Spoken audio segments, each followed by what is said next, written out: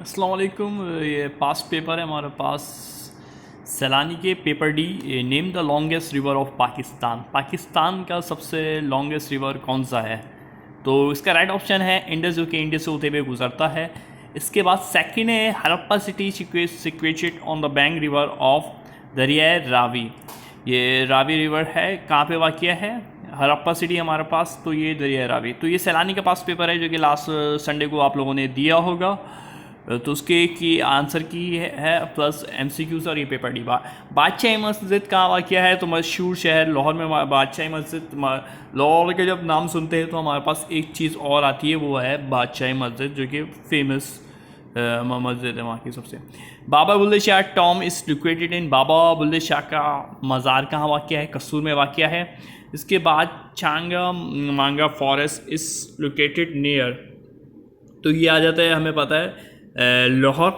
चांगा मांगे जो जंगलात है वो कहाँ वाक़या है। इसी तरीके से अगर हम इंग्लिश सेक्शन पे आए तो she always dash a gentle voice. तो वो बहुत ही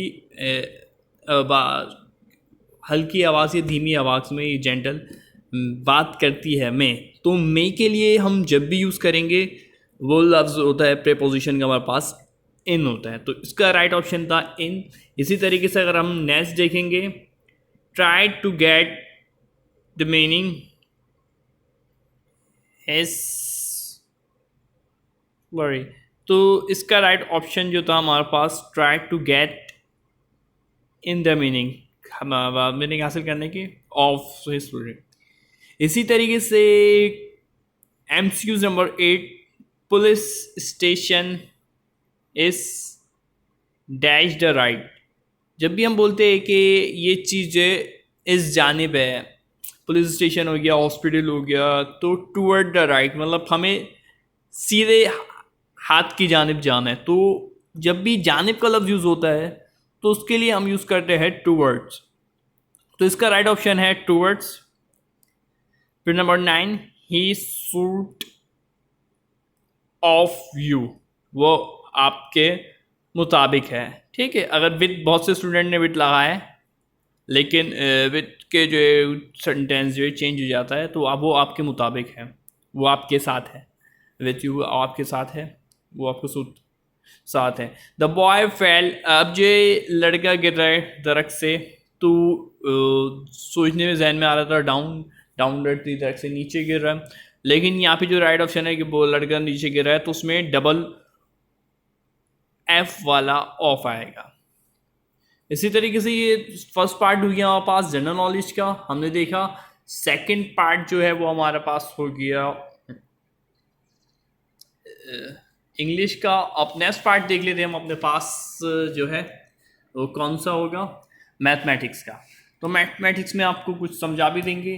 the angle in the same segment of circle आज लास्ट टाइम हम अपनी वीडियो चैनल पे अपलोड की थी, इसके हमने सिखाया भी था आपको क्या था ये। तो जैसे आप लोग सपोर्ट करते रहते हैं, चैनल को देखते रहते हैं, जिन्होंने वीडियो वॉच की होगी उनको पता है कॉन्ग्रेंट सैलानी के पास पेपर जो था और सैम्पल पेपर था उसमें शामिल था। उसमें से 2 MCQs आपको देखने को मिलेंगे।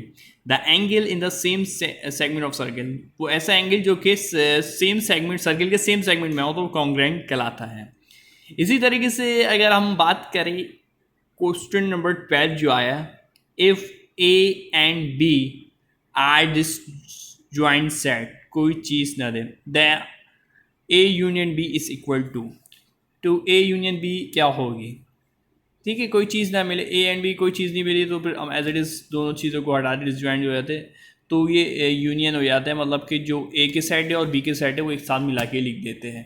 जब भी हम ए के सेट और बी के सेट एक साथ मिला के लिखे तो फिर ये हमारे पास यूनियन आ जाता है। नेक्स्ट जो है हमारे पास उसकी बात करें, अ circle which touches the 3 side of a triangle. आपको फिगर भी नज़र आ रही होगी, हमारे पास फिगर मौजूद है। सर्किल ट्राइंगल एक सर्किल में और तीनों साइड इसकी टच हो रही है। देख रहे हो ये ट्राइंगल की तीनों साइड जो है सर्किल को टच हो रही है, यानी सर्किल की जो ट्राइंगल की तीनों साइड टच हो रही है। तो ये पहले बता चुके हैं, मैट्रिक इंटरमीडिएट से रिलेटेड MCQs आया है, मैट्रिक के भी है। तो ये इंटरमीडिएट में भी हमारे पास ज्योमेट्री के अंदर पाया जाता है। Chapter number 7। अब वो सर्किल के अंदर इन सर्किल जो है इसकी इन सर्किल कहलाता है, ऐसा सर्किल जिसकी जो है तीनों साइडें जो है ट्रायंगल के उसके कॉर्नर से टचेस हो रही हो, टच करके जा रही हो। इसी तरीके नेक्स्ट आप बात करें, the shape of a ice cream cone is combination of. तो ये थे हमारे पास मैथ के सवाल। इसके बाद हम आ जाते हैं, बात कर लेते हैं आईक्यू के सवाल जो थे हमारे पास इस पेपर में। What is the next number in the series. अब पूछ रहे हमारे पास ये सीरीज दी हुई है हमारे पास 18, 10, 6, 4। इस सीरीज के बाद नेक्स्ट नंबर कौन सा आएगा। अब सीरीज को मैं ब्रेक करना इजी मेथड से सिखा देता हूँ। 18 माइनस 10 करेंगे तो आपके पास 8 आएगा। इसी तरीके से 10 माइनस 6 करेंगे आपके पास 6 आएगा। इसी तरीके से 6 माइनस 4 करेंगे इसके पास आपके पास 4 आएगा। आप नोट करें यहाँ पे 2 माइनस होते जा रहे हैं, जो भी आ रहा है वो गैप में 2 का माइनस को दबा रहे हैं। 8 थे, फिर 6 हुए, 6 हुए तो 4 हुए। अब जो होना चाहिए वो ऊपर 2 आ रहा है, ऊपर 2 आ रहा है, यानी 4 में से हम 2 को माइनस कर लें। तो ये कंडीशन हमारे पास बन रही थी 4। तो अब ये है, ये हाफ हाफ होता जा रहा है। 4 ये इसका हाफ 2 का कम हुए, इसमें से 2 कम हुए, तो सेम कंडीशन इसमें हो जाएगी। नेक्स्ट कंडीशन 4, तो मज़ीद ही कम होके जो इसका राइट ऑप्शन जो हो जाएगा 4 माइनस 1 हो जाएगा 4। तो ये यहाँ पे 4 गिवन है, यहाँ पे देखा आपने। तो 4 में से जब हम 1 माइनस करेंगे तो हमारे पास राइट ऑप्शन आ जाएगा 3। नेक्स्ट जो है Salim house is 7 draw from one hand offer and 7th from the other hand. तो इसकी फिगर से आपको आसान तरीके से सिखा देते, समझा देते कि किस तरीके से होगा। जैसे कि ये घर है, ठीक है, कितने घर आ जाएंगे इसमें लाइन में, 1 2 3 4 5 6 7। यहाँ से 7वां पड़ रहा है। और अगर हम दूसरे साइड से देखें तो यहाँ से पड़ रहा है 1 2 3 4 5 6 7 8 9 और यहाँ से 10वां पड़ रहा है, ठीक है ना। यहाँ से 10वां। अब टोटल काउंट कर लेते हैं, 1 2 3 4 5 6 7 8 9 10 11 12 13 14 15 16। तो इसका जो राइट ऑप्शन होगा वो 16 होगा, ठीक है। ये आपको समझ में आएगा। एक साइड पे से 7वां पड़ रहा है, एक एंड से 7वां पड़ रहा है, दूसरे एंड से 10वां पड़ रहा है। जैसे कि नॉर्मल सी बात है, आप अपनी गली में खड़े होकर ये एक्सपीरियंस कर सकते हैं कि कोई सा बीच का घर ले ले, उसको एक साइड से गिने कि उसको तीसरा नंबर पड़ रहा है। मिसाल के तौर पर अपने घर ले ले, किसी दोस्त वगैरह का ले ले, उसका हो सकता है बीच से 4था पड़ रहा हो, एक साइड से 4था पड़ रहा हो और एक साइड से 8वां पड़ रहा हो। अब रॉ में, उस रॉ में काउंट कर ले टोटल घर वैसे कितने हैं, ठीक है। तो ये एक इस तरीके का सवाल था ये। नेक्स्ट सवाल में की तरफ हम आएंगे। तो उसमें हमारे पास क्या पूछा है आप देख सकते हैं। Complete the series. Series complete करनी है 3 9 27 81। ये सीरीज गिवन है 3 9 27 और 81। इसका राइट ऑप्शन आपको पता है 243। ये कैसा है, ये सीरीज होती है 2 की होती है, 3 की होती है, 4 की होती है और 5, मोस्टली 5 तक की होती है। वैसे तो अनलिमिटेड सीरीज है, लेकिन ये जो है आप कोई से भी टेस्ट दे रहे होते हैं तो आईक्यू में ये बहुत रिपीटेडली क्वेश्चन है। सैलानी का हो, आईक्यू का हो या किसी गवर्नमेंट जॉब्स के लिए आप अप्लाई करते हैं तो ये सीरीज हर जगह पाई जाती है। ये आईक्यू के अंदर है क्या, ये स्क्वायरिंग है। स्क्वायरिंग यानी 3 का स्क्वायर, भाई 3 का स्क्वायर क्या होगा, 3 का स्क्वायर 9। अब फिर उसको मल्टीप्लाई करा देंगे 3 से, 9 3 27, 27 3 81 और 81 3 इसको करवा के रफ में दिखा देते 81 3 ठीक है। तो 3 1 3 3 4 24 243। तो राइट ऑप्शन हो गया 243। इसी तरीके से इसकी 2 की भी सीरीज हो सकती है 2 4 8 16 और नेक्स्ट क्या होगा, क्वेश्चन मार्क डाल दे तो हमें पता है 2 4 16, 2 4 16 के बाद हमें पता है 32 आना है। इसी तरीके से 4 की हो सकती है। तो ये एक जनरल क्वेश्चन है जो कि किसी भी एग्जाम में आ सकता है क्योंकि। तो इस सवाल को तो आप अच्छे तरीके से समझ लें ताकि अगर अगली बार किसी भी टेस्ट में ज़रूरत पड़े देना हो गवर्नमेंट्स वगैरह की जो जॉब्स आती है उसमें भी ये मोस्ट रिपीटेड सवाल है। फाइंड द ऑड मैन, तो ये कुछ कन्फ्यूजन थी सवाल में, आप देख ले, बाकी इसका देख लिएगा राइट ऑप्शन। मुझे तो सी ऑप्शन लगा, बाकी ये कुछ से सोर्स से पता चला कि इसका राइट ऑप्शन टेलीफोन डी है। आप कमेंट्स में बता दिएगा और अपने नंबर भी बता दिएगा कमेंट्स में कि आपके कितने नंबर्स आए, कितने सही हुए। मैंने जो आपको ये टेस्ट पेपर डी दे दिया है, तो उससे चेक कर लिएगा कि आप लोगों के कितने सही है। और तो ये सारे आंसर आपको दिए हुए।